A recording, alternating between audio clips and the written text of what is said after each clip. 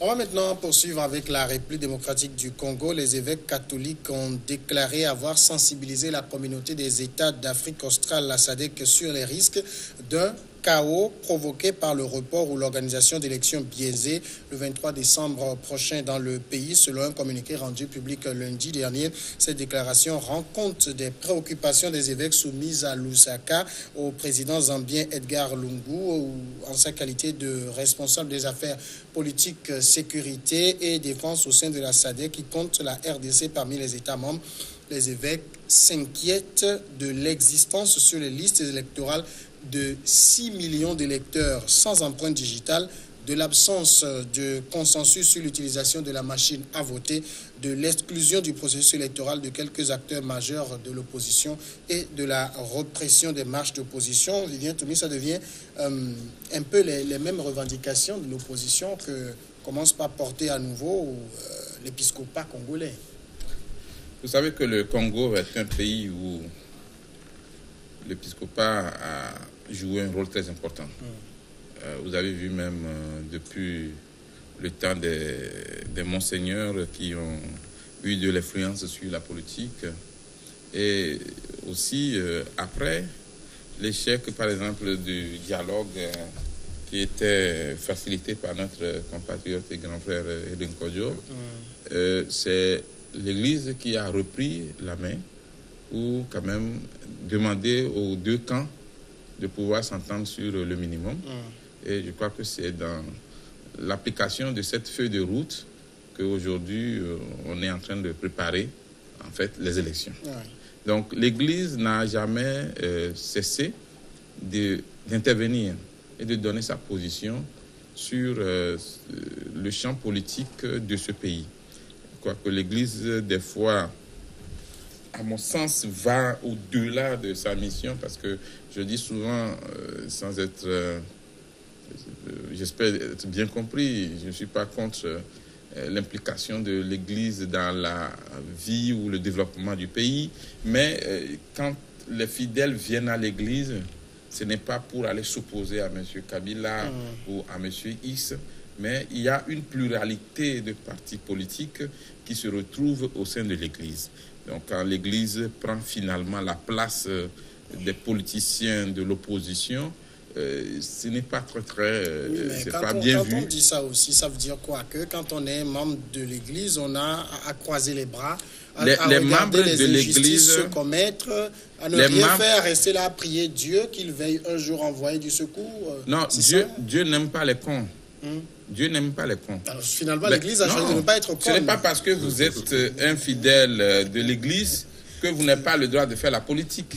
Mais tout ce que je dis, c'est que quand le révérend père fait son homélie ou sa messe de dimanche, il s'adresse aussi bien à des fidèles qui sont de l'opposition qu'à des fidèles qui sont du parti au pouvoir. Oui, mais rien ne lui est interdit en dehors maintenant de son activité ecclésiastique de revêtir d'autres manteaux. Oui, bien sûr, en créant une association et en faisant des activités. Vous prenez un pays comme le Congo, mais l'Église est bien implantée un peu partout, dans pratiquement tous les milieux.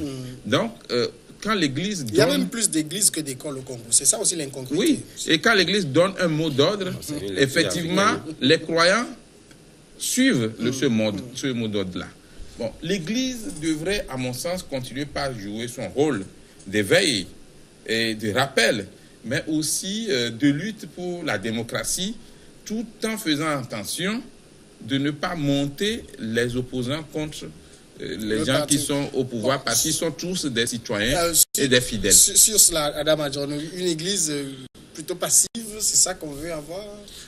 Non, vous savez, dans la conception populaire et eu égard, disons, à l'intrusion récurrente de l'Église au niveau du Congo, souvent dans les affaires ou les missions de l'Église dans les affaires politiques. Et lorsqu'on regarde un peu par le passé, il y a des choses qui sont prédites en avance et que lorsqu'on ne prend pas les dispositions pour pouvoir encadrer ces dires-là, nous avions vu que ça s'est finalement révélé. Donc, eu égard à ces actions-là, je pense que l'Église, il y a quand même toute une diversité d'opinions politiques dans les églises. Aujourd'hui, lorsque nous prenons un peu la tendance, vous l'avez dit tout à l'heure, il n'y a plus d'églises, par exemple, au Congo, et d'ailleurs, même c'est le schéma que présente cette formule au niveau du continent africain. Et lorsque vous le prenez, et lorsqu'on prend l'église catholique en elle-même, vous savez, il y a toute une population qui est derrière.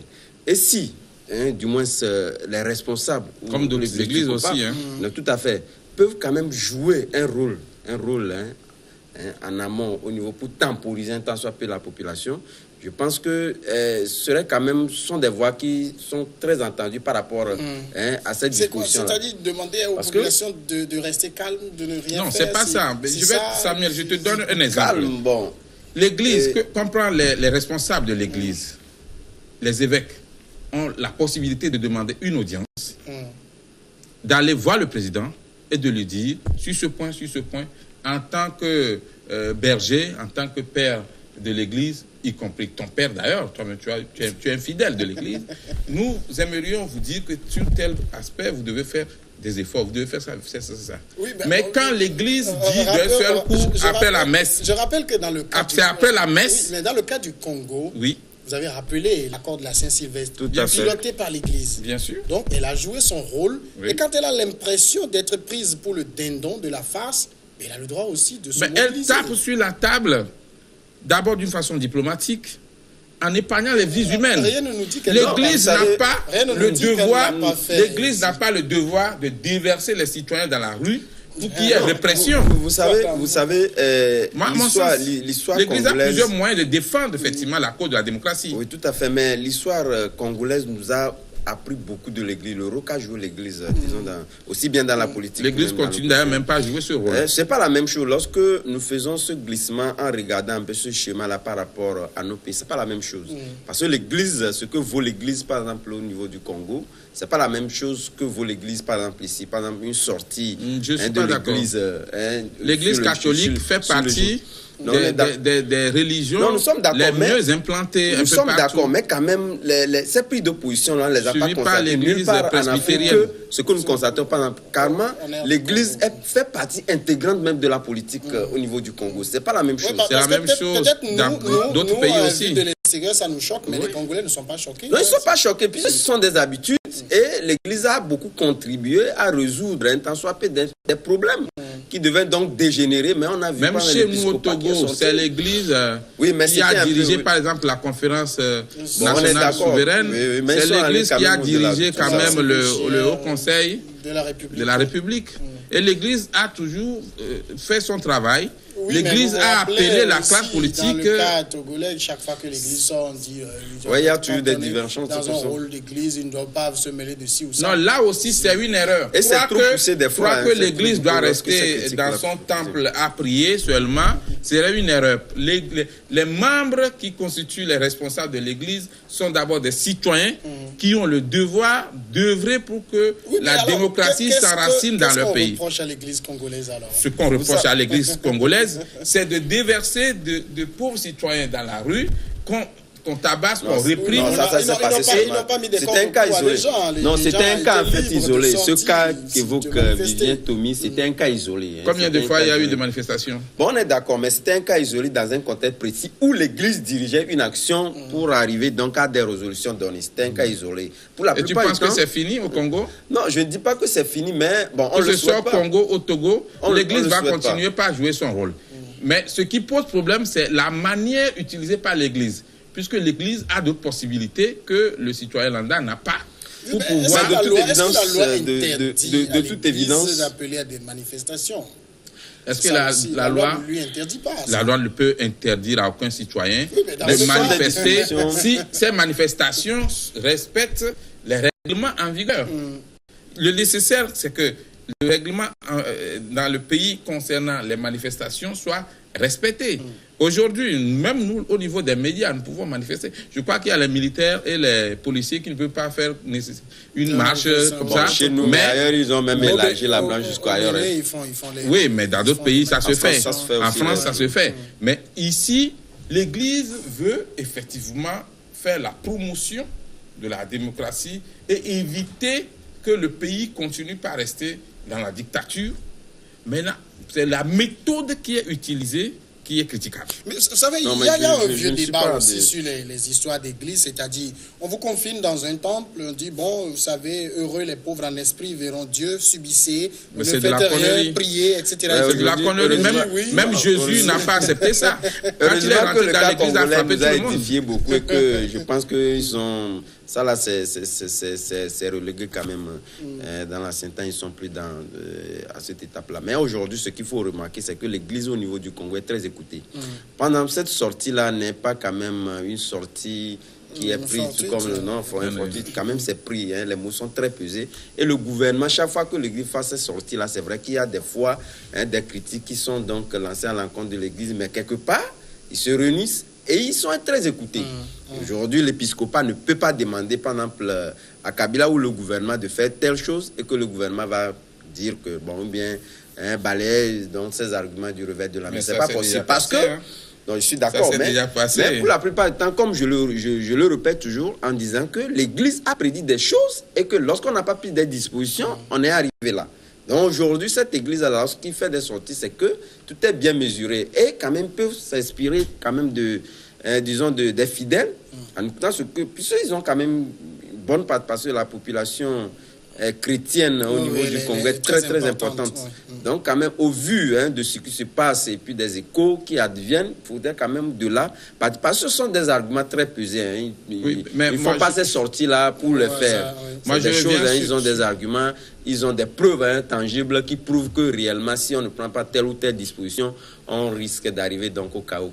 Moi, je reviens au cas du Togo pour parler du rôle de l'Église. Et pour dire, par exemple, si on prend le cas du révérend père Pierre Afognon, il a créé un mouvement. Il est prêtre. Il est un homme religieux. Maintenant, avec son mouvement, il peut mener des activités allant dans le sens de la promotion de la démocratie et de l'état de droit.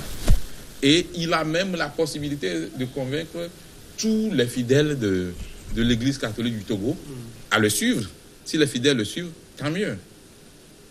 Il n'y a pas trop de problème du moment où la loi permet à ce qu'il crée cette organisation. Maintenant, ne pas avoir une organisation distincte de l'Église et appeler toute l'Église à aller dans un seul sens, c'est là où il y a problème, puisque je dis que dans chaque Église, il y a aussi bien des opposants que des partisans du pouvoir. Est-ce que l'Église peut se refuser à aller dans le sens de la vérité, dans le sens de la justice? En philosophie, on dit le bon sens est la chose la mieux partagée. Aujourd'hui, on dit plutôt que le bon sens devrait être la chose la mieux partagée. Il y a le cas sud-africain, l'archevêque Desmond Tutu. Vous savez que l'Église aurait pu s'accommoder d'un rôle médian. Même si on prend le Cameroun, je pense que des fois c'est de l'hypocrisie parce que l'Église ne peut pas se taire. Je pense qu'il faudrait à un moment donné regarder le fond même du sujet, ne pas seulement se contenter sur la forme. Oui, mais l'Église n'est pas un parti politique. On est déjà arrivé à l'autre. Mais l'Église doit œuvrer à la promotion de la démocratie. Ça, c'est le